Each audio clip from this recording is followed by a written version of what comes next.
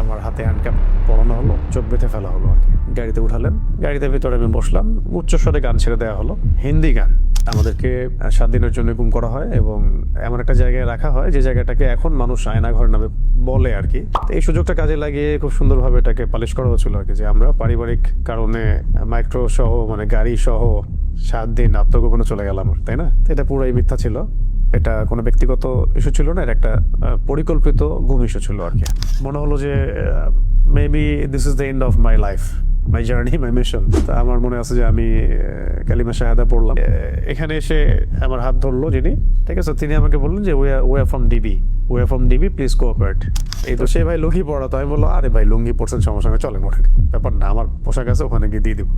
তো ও বেচারা লুঙ্গি পরে উঠে গেছে, ও লুঙ্গি পরে আয়না করে। যে আমাদের গাড়িটা তার মাদ্রাসার গেটের সামনে ব্রেক করলো, আর এখানে ফোন দিয়ে বলবো যে গেটটা খোলো, ফোন ডায়াল করার মধ্যেই এই 4-5 মিনিটের মধ্যেই আর কি, 2টা বা 3টা হয়তো বড় বড় এই মাইক্রো টাইপেরই হবে, হাই প্রোফাইল গাড়ি আর কি, এরকম কিছু গাড়ি দাঁড়ায় গেল এবং ওদেরকে আগে উঠাই ফেলছে গাড়ির মধ্যে। ভেতরে যদি আপনাকে মারাও হয়, পিটানো হয়, বাইরে আপনি সাউন্ড যাবে না যদি আপনি চিৎকার করেন। যেই খিচুড়ি আমার ওয়াইফের বাসায় খাওয়ার কথা ছিল, আল্লাহ পাক আমাকে ওই দিন সকালে, মানে জুমার দিন সকালবেলা আমার সামনে যে খাবারটা আসলো সেটা ছিল খিচুড়ি। যে আমাদের লোকেশনটা ট্রেস করা হয়েছিল বাংলাদেশের একটা গোয়েন্দা সংস্থার হেডকোয়ার্টারে, যেটা আপনারা জানেন, এটা তো অনলাইনে আসছিল আর কি, এটা তো সবাই জানে কথা। তখন কিন্তু অনেস্টলি স্পিকিং যে আমাকে এত মানুষ চিনেও না। ওই সময়ে সেই দুজন ভাই এসে আমাকে বলছিলেন যে ভাই আদনান ভাই না আপনি? তা আমি বলছেন জি ভাই, আপনাকে এই জায়গায় এইভাবে দেখবো এটা আমরা কল্পনাও করি নাই। কখনো বলছে যে তুমি না শাহাদাতের ওয়াজ করো, এখন কি তোমাকে ক্রস ফায়ারে দিব, শহীদ করে দিব, মানে এরকমও কথা আসতেছিল কি। তো যারা রিমান্ড করে তাদেরকে বড় ভাই বলে সম্বোধন করা হয়, আর যারা সার্ভিস দেয় তাদেরকে ছোট ভাই বলা হয়।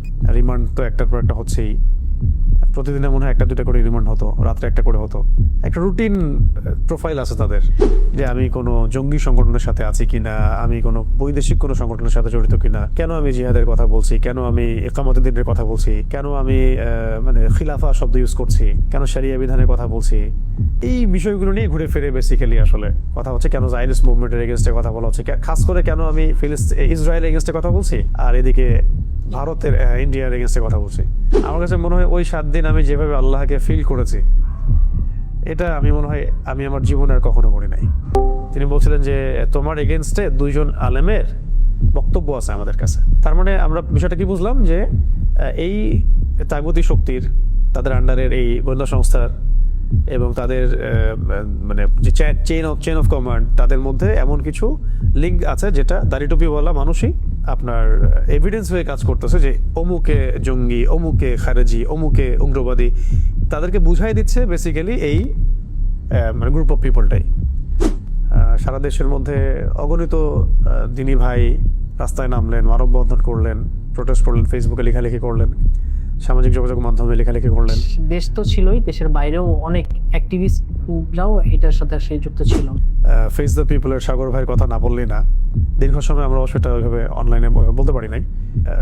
তার ভূমিকা এখানে অনেক বেশি আছে। তিনি যেভাবে মিডিয়াতে এটাকে উপস্থাপন করেছিলেন, আমার স্ত্রী সেখানে কথা বলেছিলেন, তখন এমন একটা অবস্থা ছিল যে অনেক পরিচিত আলেমও আমাদের সাথে সম্পর্ক ছিন্ন করছে বা চিনি না এরকম বলছে। নাম বললে আপনার অবাক হয়ে যাবে যে কোন কোন আলেম এগুলো বলছে, বলতে চাচ্ছি না এগুলো। যাদের তোমাকে আমরা এখন কি করবো, ক্রস ফায়ার দিব নাকি তোমাকে ছেড়ে দিব, ছাড়লে কোথায় ছাড়বো, কি করবো তুমি বলো। তো আমি বললাম ঠিক আছে, আমি একটা প্ল্যান করার চেষ্টা করতেছি, বের হওয়ার কোনো রাস্তা স্পিড বিডি করে যে তোমার ব্যাপারে ফেস দ্য পিপলের এত আগ্রহ কেন, তোমার ব্যাপারে সংসদে কথা হচ্ছে কেন, একদিন আসে এটা বলে চলে যায়, আবার একটা রিমান্ডে এসে বলে হ্যাঁ তোমাকে নিয়ে জাতিসংঘে কথা হচ্ছে কেন, আবার আসে তোমাকে নিয়ে এত মানববন্ধন কেন। এই কথাগুলো আমরা দাওয়াতের মেজাজে বলেছি, কোনো পলিটিক্যাল পার্টি বিলং করে বলিনি কখনো, আর আমরা কখনো কোনো পলিটিক্যাল পার্টিতে যোগ দিইনি কখনো, এখনো দেই নেই, বা আমাদের রেপুটেশনে এগুলো নাই। মানে আমি বলছি এখনো যদি আপনারা এই ধরনের দাওয়াত দেন, ইসলাম কায়েম, দাওয়াত তাবলীগ, জিহাদ, ইসলামী হুকুমত, শরিয়া, আপনিও টেস্ট হয়ে যাবেন, আপনাকেও টেস্ট করে ফেলা হবে, এবং আপনারও যে আজ না হোক কাল যে কোনো বিপদ হবে না কোনো গ্যারান্টি নাই। তো সবচেয়ে ভাইটাল যদি আপনি কারো নাম বলতে বলেন এই বিষয়ে, খাস করে আমার দ্বিতীয় স্ত্রী সাবেকুন নাহারের কথা, তার যে ভূমিকাটা, এই ভূমিকাটাই আমার কাছে আসলে সবচেয়ে মানে আমার হৃদয় ধাক্কাটা একটা অনুভূতির মতো থাকে। আমার প্রথম স্ত্রী এবং আমার এই পরিবারের যে সবর ইস্তেকমে বিপদগুলো ফেস করা সবকিছু মিলিয়ে এটা সৌভাগ্য যে আল্লাহ রাব্বুল আলামিন আমাকে তার মতো একটা স্ত্রী দান করেছেন, আলহামদুলিল্লাহ। যদিও ওই 7 দিন ভয়াবহ এবং অনেক সাফার আমাদেরকে করতে হয়েছে, তারপর আমি আমার জায়গা থেকে এভাবে উপস্থাপন করলাম যে অন্য ভাইদের ত্যাগ, কোরবানি এবং তাদের উপর যে জুলুম, তাদের মাজলুমিয়ত দেখে আমাদের কাছে মনে হয়, আমরা 4 জন, আমাদের কাছে মনে হয় যে এটা তাদের সবচেয়ে ভালো আচরণ ছিল আমাদের সাথে।